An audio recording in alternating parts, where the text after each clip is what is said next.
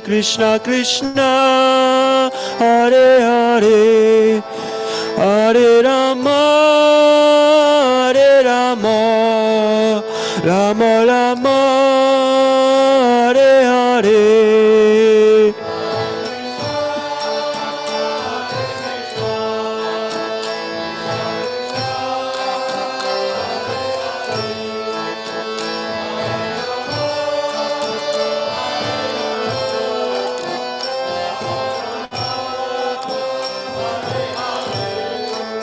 Hare Krishna,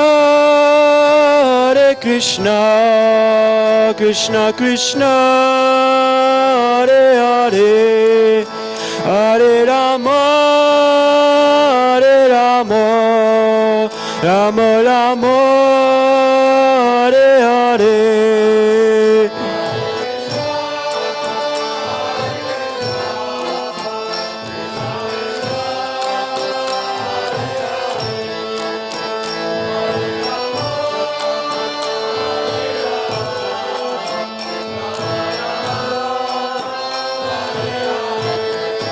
Hare Krishna, Krishna Krishna, Hare Hare, Hare Rama, Rama Rama, Hare Hare.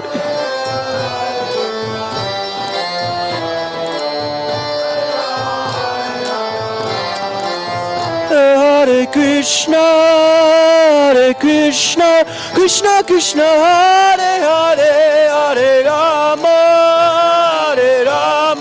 Rama Rama, Hare Hare.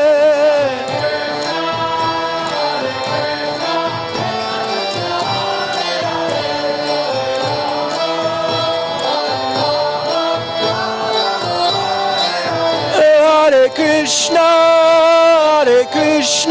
Krishna Krishna, Hare Hare, Hare Rama, Rama Rama, Hare Hare.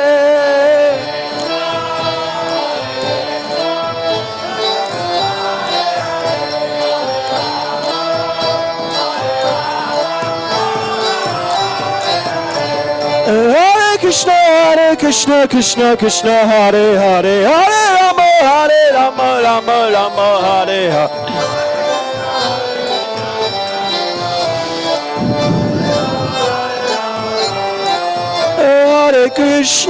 Hare Krishna, Krishna Krishna, Hare Hare, Hare Rama, Rama Rama, Hare Hare.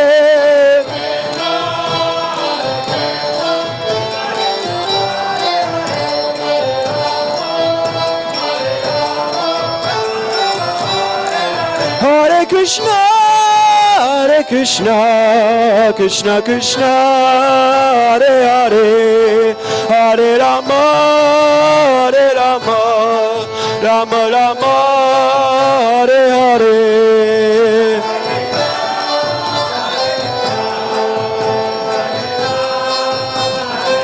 Golita.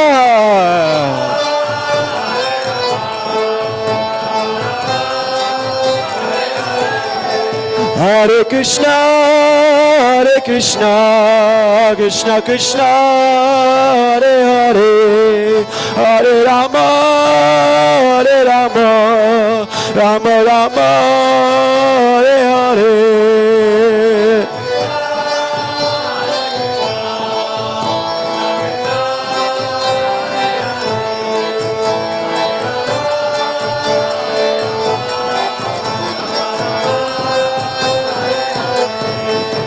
Hare Krishna, Krishna, Hare Hare, Hare Rama,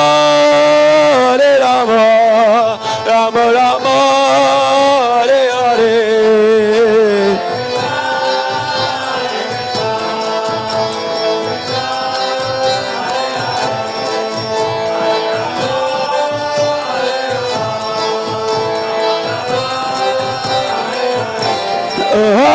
Hare Krishna, Krishna, Hare Hare, Hare Rama, Rama Hare Hare.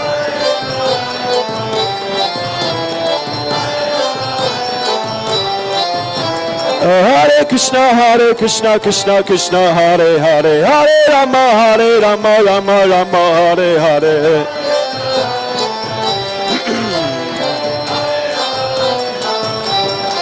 Hare Krishna,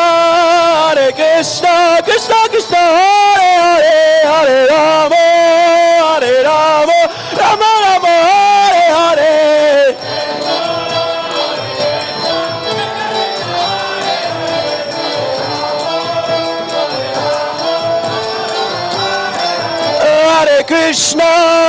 Hare Krishna, Krishna Krishna, Hare Hare, Hare Rama, Rama, Hare Hare.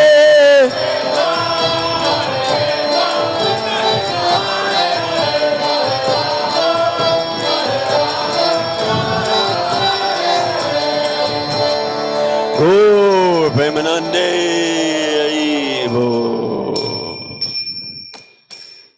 Om Jnana Tamriyandasya Jnananjana Shalakaya Chakshulun Meditam Yena Tasmai Shri Gurave Namaha Shri Chaitanya Manobhistam Stapitam Yena Bhutale Swayam Rupa Gadamayam Dadati Swapadantikam Vandeham Shri Guru Shri Yuta Padakamalam Shri Gurun Vaishnavamscha Shri Rupam Sakrajatam Sagana Raghunatam Sajivam Sadhvetam Savadutam Varijana Sahitam Krishna Chaitanya Devam Shri Radha Krishna Padan Sagana Lalita Shri Vishakan Vitamscha He Krishna Karuna Sindhu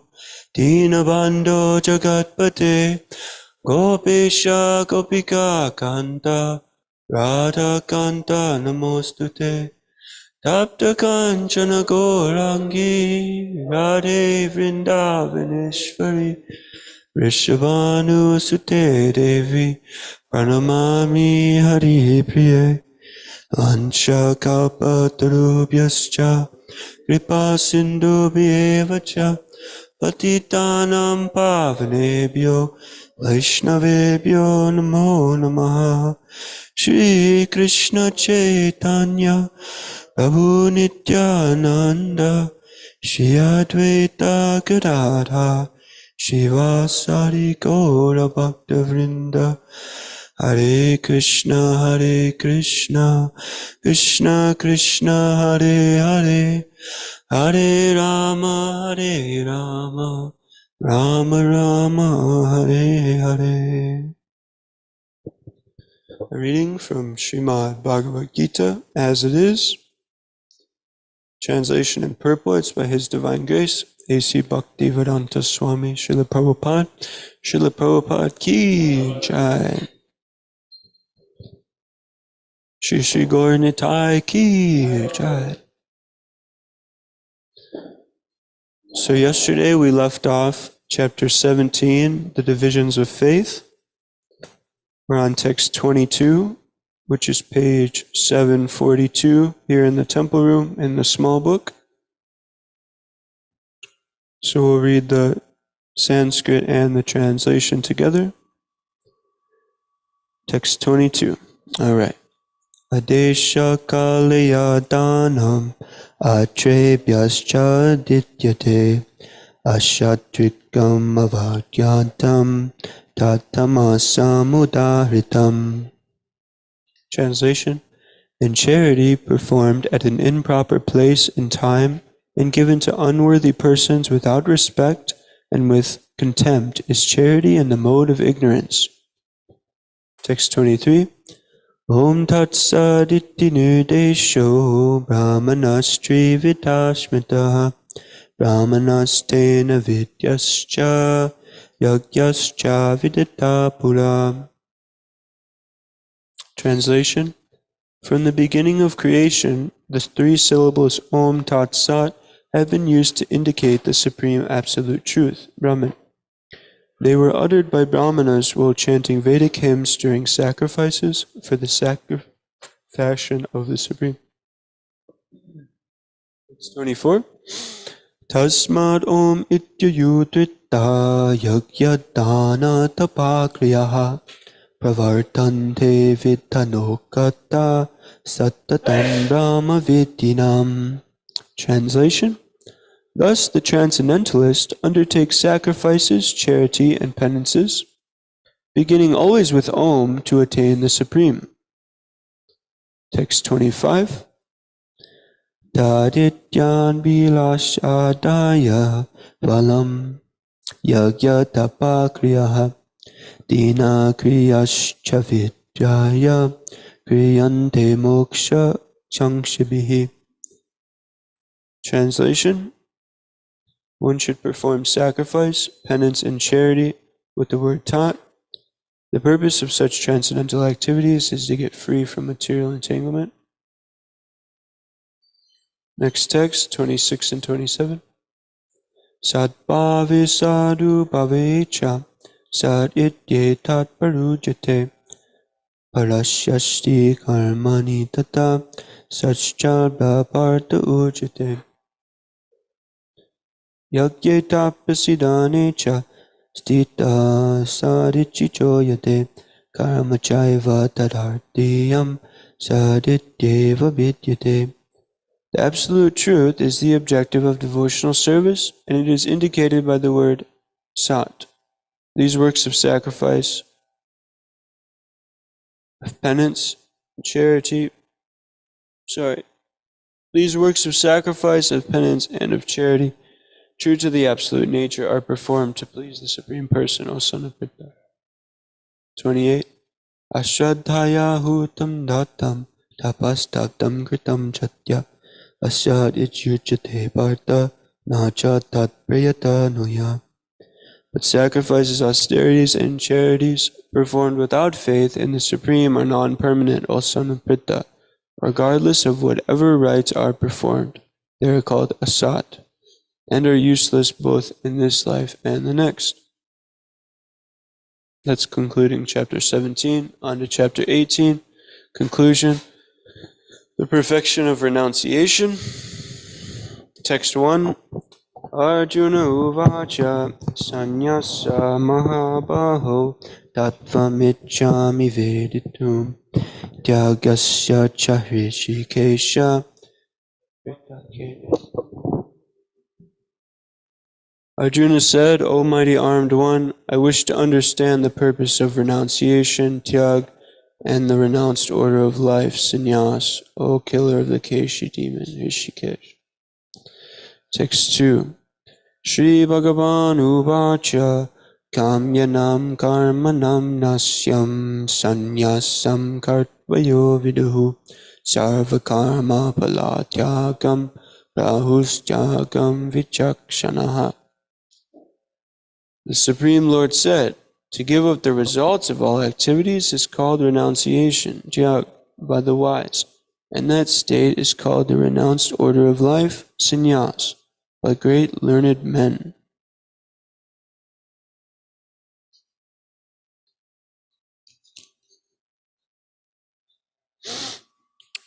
Three. Jajam dovshad ityeke karma prahur manishaha yagyadana tapa karma natyagya. Some learned men declare that all kinds of fruitive activities should be given up, but there are yet other sages who maintain that acts of sacrifice, charity, and penance should never be abandoned. And lastly, text number 4.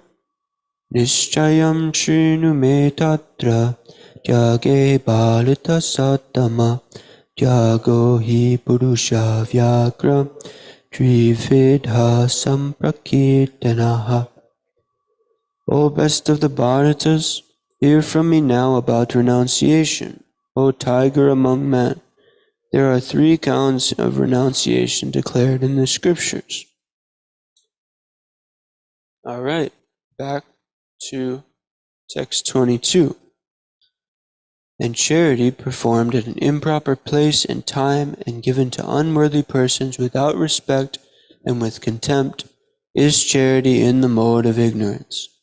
Would somebody care to read the purport, please? Jai.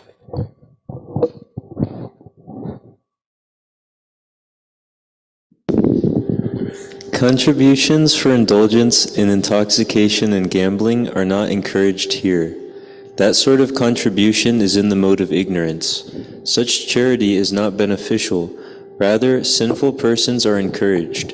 Similarly, if a person gives charity to a suitable person without respect and without attention, that sort of charity is also said to be in the mode of darkness.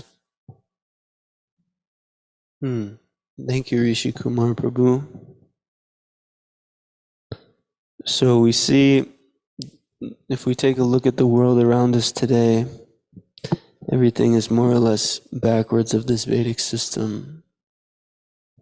The system implements simple living and high thinking, but people think, they become quite successful in life if they don't have to think very highly at all, and they can live very complex lives. They create so many unneeded necessities in the material world, and they basically think just to be entertained is enough in this world. Mind is completely flickering, and we can't actually listen to it. If you could, it's being a little tricky tonight. Okay, thank you, Prabhu. So in that way, it can be very difficult presenting a philosophy that's pretty much going against what everyone believes this day and age. Of course, when you're presenting a philosophy that's completely sound, that gives you a lot of backing. All the other philosophies that the people have put their trust in are more or less mental concoctions and mental speculations of previous people, who have come. And, this is unfortunate. For instance, we've been reading... Okay, thank you. For instance, we've been reading Dialectic Spiritualism. This is our second time through it. And it's basically all of these different philosophers, they're putting forth different speculations, and Prabhupada is commenting on them and giving the Vedic purport. It's completely nectar. But we were recently going over Origen, who's he's more or less, he created he was the first person to implement Christianity and the core values of Christianity. And this philosophy was very, very close to Vaishnavism. It was incredibly close, and Prabhupada was saying, yes, this is right, that is right. One of the main points that he was not correct about was that God, he was saying that God is eternal, but the jiva soul is not eternal. So he was saying at one point, before he created the jiva soul, he was not known as Lord because you need a servant. Prabhupada was making the point of the servitor and the master relationship is needed basically for this title of Lord. So one of the things that Prabhupada is bringing up is, this is just mental speculation, unfortunately. He's getting a lot of the things right, but later, St. Augustine, he was later coined as the main school of thought for the Catholic doctrine. And now there's so many books that he has written. He was really prolific and so many different things that he said on the Catholic way of life. And he deviated from the original person who was trying to follow Christ, Origen. He deviated a lot, and it just became more and more speculative, more and more. And as the book goes on, you hear all these different speculations and all these different philosophies that people are presenting. And more or less, Where are they getting their information? Most of them do not have a spiritual master or a teacher or a guide. We're getting our information from the Supreme Guide, from Krishna. What more can you ask for? What else do you need than that? Whereas these speculators and these logicians and armchair philosophers, they just want to come up with different ideas of what they think the absolute truth is. But the ideas are they're ever changing. You always can present a counter argument. And in that way, they're imperfect because they're coming out of an imperfect mind. So in a way, it just contributes to this degraded life that we're talking about here. No respect. There's nothing but intoxication and gambling and speculation and misuse of our time in this material world. And those who are fortunate have actually seen the holes in the material world, and we see that actually I want out of it. I long to be out of this material world. I need to get out of it. And then we come to see that, okay, the devotees, they know, and they have the way, they have the ticket out. Let's get out of here. Let's follow, go back home.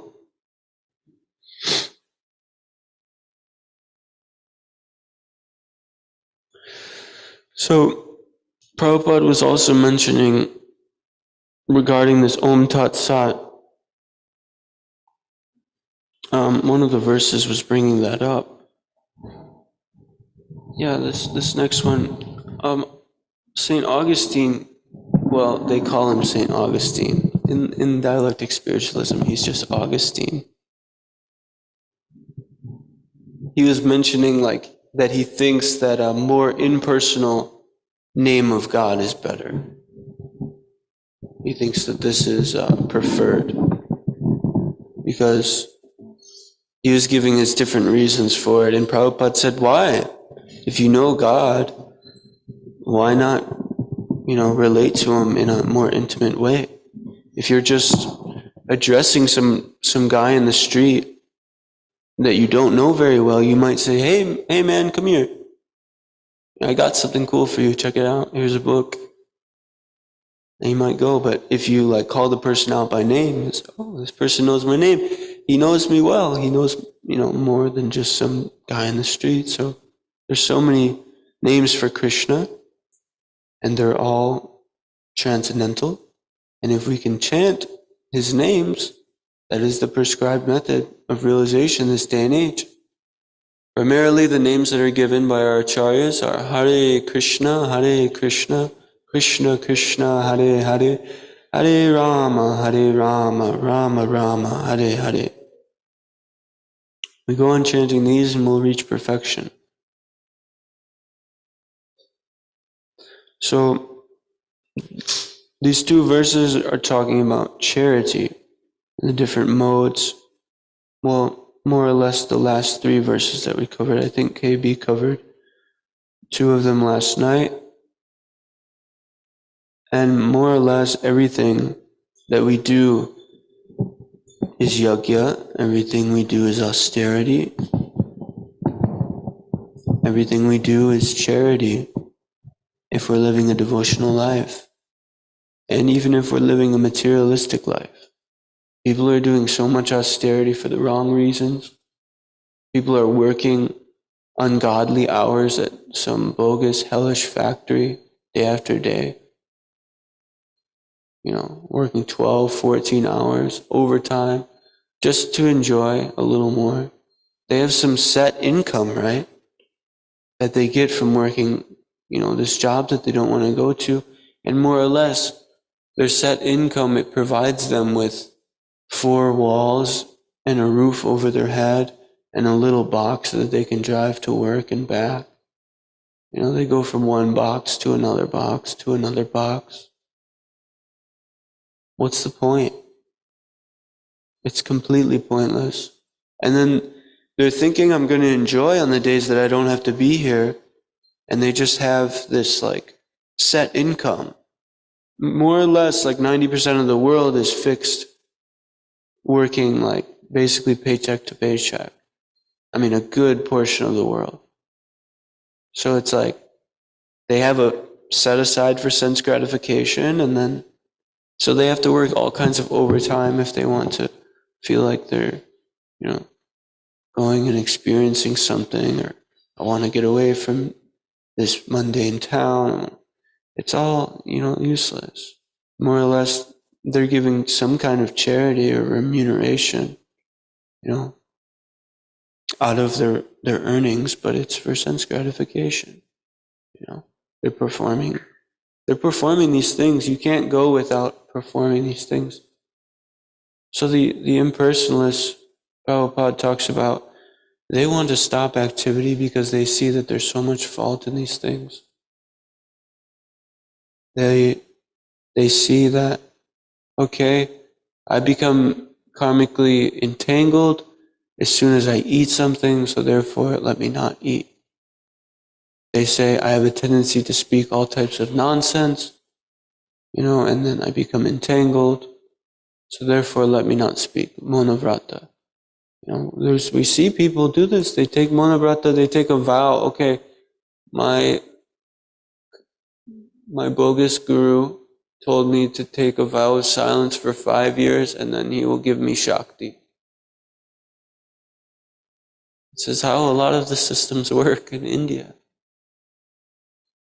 And they do. They might walk around with a chalkboard, but we see or they might write in the sand, but we see even when they do choose to communicate, they're still communicating nonsense for the most part. They still have the tendency. It doesn't dissipate when we stop the activity. So therefore we have to be engaged completely, and we have to purify the activity. Purify the activity means do it as an offering to Vishnu. When we do everything we do as an offering to Vishnu, then we can slowly become purified. Just like gold, right? You find some gold, and there may be many, many imperfections in the gold, but you put it under a fire, the fire of bhakti, and it becomes purified. All of the imperfections get burned away. It's the same thing with butter. I think Philmika was giving an example in relation to butter. You put the fire of devotional service on the activity that you're going to engage in, and it'll be burned away. All of these nonsensical things, all of these impurities. So the mind, it naturally wants to cling to things. So all these activities that we're doing in the material world, we see like the nature of the mind is just to become comfortable, or you get some kind of satisfaction, and immediately you want to hold on to it, or you want to say, I'm going to do this next time because it turned out good, And we see this with our human conditioning, like, we eat certain foods, we say they make us feel good, so we're going to do it again. We do, oh, I felt good today because I went for a walk during this time, I'm going to do it again. Or people grow up listening to a certain style of music, and they get attached to that style of music, Whether it's appealing to the next guy or not, it's what they become attached to. It's what their mind gets like comfortable with. There's so many kinds of music. Why get attached to one kind? But that's what everyone seems to do, isn't it? Because the mind, it just naturally, it wants to cling on to things. It's the nature of the mind. So if we give it proper substance to cling on to, that's not just fleeting and temporary and full of pollution, then we can get purified while we're doing things rather than get contaminated and fall deeper into ignorance and passion, or into goodness, contaminated by goodness even.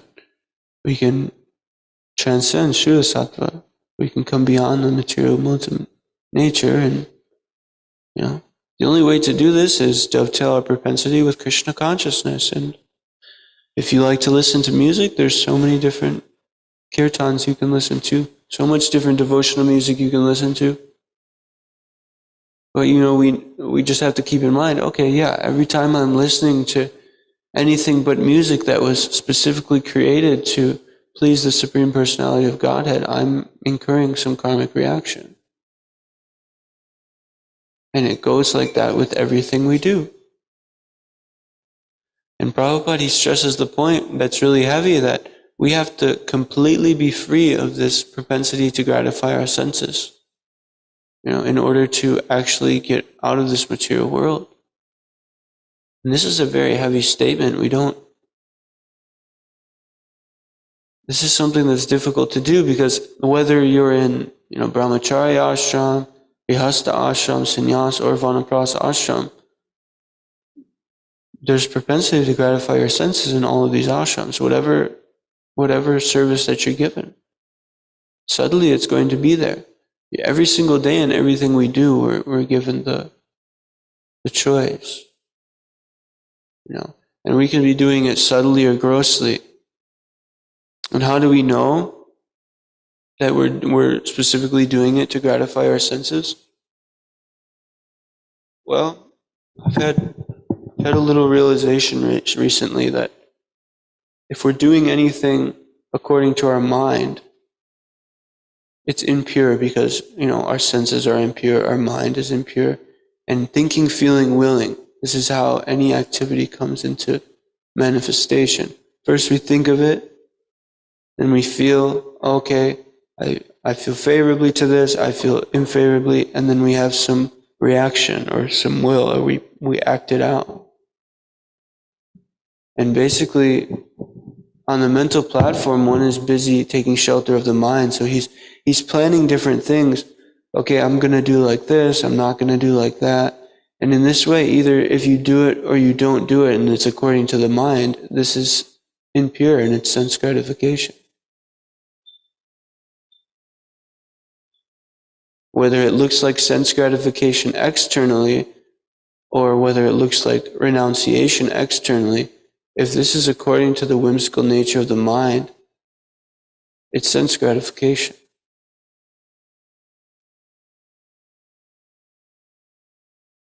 Subtle or gross. So how do we know that when we're doing our devotional service, that we're not subtly implementing sense gratification? Well, of course, we always say Guru Sadhu Shastra, but specifically here at RBC, the Guru calls us for prasad at scheduled times. We have our scheduled times to take. We have the scheduled prasad to take. We have our specific duties that the Guru has told us to do. And if we're doing those, absorbed that I'm doing this for Krishna, I'm given a chance today to directly serve the Supreme Personality of Godhead, Lord Sri Krishna. We can keep that in mind whatever we're doing, So throughout our day, we're given so many different services by our authorities, and they're representatives of the Parampara, of Srila Prabhupada, of Narada Muni, of Vyasadeva, of Krishna, of all of the acharyas. And these are perfected souls. They know what it's like in the spiritual world. They're living the spiritual world here, these perfected souls. They're in Vaikuntha completely. And they say, come on, come with me, follow this. You can go too. And in this way, we can go. We just have to follow and not listen to the mind. Why listen to something imperfect when you can listen to something perfect? Doesn't make sense. So rather than just, we see the statues. My mother, she had these candles in the house growing up, and they were these little monkeys. They were wood. And it was hear no evil, see no evil, speak no evil. And they were like that. This is what the impersonalist think renunciation is. Right? Everything is evil. I'm going to hear so much nonsense. Let me go to the forest so I won't hear so much nonsense. Still have to hear. Still going to contaminate you. Speaking. Let me take a vow of silence. Still you're contaminated. You know? Seeing. There's so much evil in the world. You can't go without seeing. Bilvamangala Thakur. Just pluck out your eyes with the hairpin? Is that what you're going to do? No. This is not the way. So this hear no evil, see no evil, speak no evil. I thought it was kind of funny because in these statues they were depicted as monkeys. And Srila Prabhupada, he brings up Markata Vairagya, which is the renunciation of the monkey, it means. So he says like that the hippies, they might, or he basically says the monkeys, they can go around and they can only eat fruits, and they can only, they can go around without wearing proper clothes. But meanwhile, their mind the whole time is thinking, let me get a mate, let me enjoy sex desire, let me enjoy this, let me enjoy that, So one way you look at it, it might look like renunciation, but it's actually Markata Vairagya. It's the renunciation of the monkey. So he was saying that the hippies, they do like this. He was saying they might be vegetarian, or they might not wear clothes or whatever, sleep in not need a bed to sleep, but it's renunciation in the mode of ignorance or passion.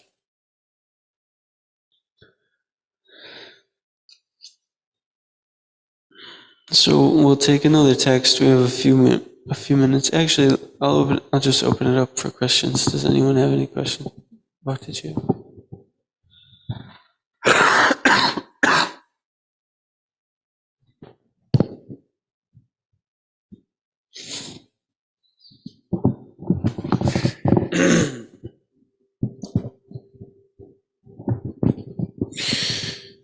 So this is not meant to be challenging, but I think it's a good, I don't know, I think it's kind of speculation, but not really at the same time, because I've heard this being said in Christian circles, but this is more on the point. This is on your point of the Christians and why St. Augustine called the impersonal God. So if the Christian thinks of God as master and calls God the impersonal name, is he wrong for this kind of worship?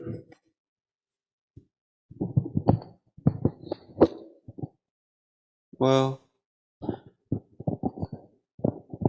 St. Augustine, Prabhupada was saying, I think Hayagriva said that he doesn't know. He said, so was he basically an impersonalist? And Prabhupada said, no, not necessarily. He doesn't know anything about the personal aspect of God. So he doesn't know if he's impersonal or personal. So it was a very, very vague name that he chose. It was something like I am, or he who is. It was some very, very vague name that was given.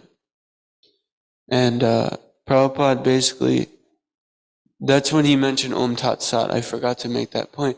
He said that this is actually like an impersonal name of God. This is more or less like an impersonal understanding. And then he said, like, if we want to address him in a more personal way, we can say Om Namo Bhagavate Vasudevaya. So it's not wrong. It's just in a different mode of nature. It's without knowledge, so it's tinged by ignorance.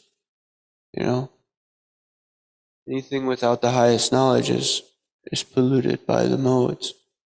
So like The fact that he's addressing God, I mean, he was viewing God as the Father, and you need to come to the Father through the Son being a representative of the Father. So he may have called him God the Father, or he may have called him God, or some other not so formal name, but more or less he was still worshiping God the Supreme. It doesn't necessarily matter if you call him Narayan or Krishna or Rama, as long as it's a bona fide system, like he's a bona fide God, Allah, Jehovah. There's so many bona fide names in different traditions. Even though he was maybe using like a very vague name, he was still trying to worship God, in his own way, but it's tinged by ignorance. We see like the impersonalists, Mayavadis, they like to refer to God in like very, very vague names as well. So this is a similarity that they have, Augustine and the impersonalists.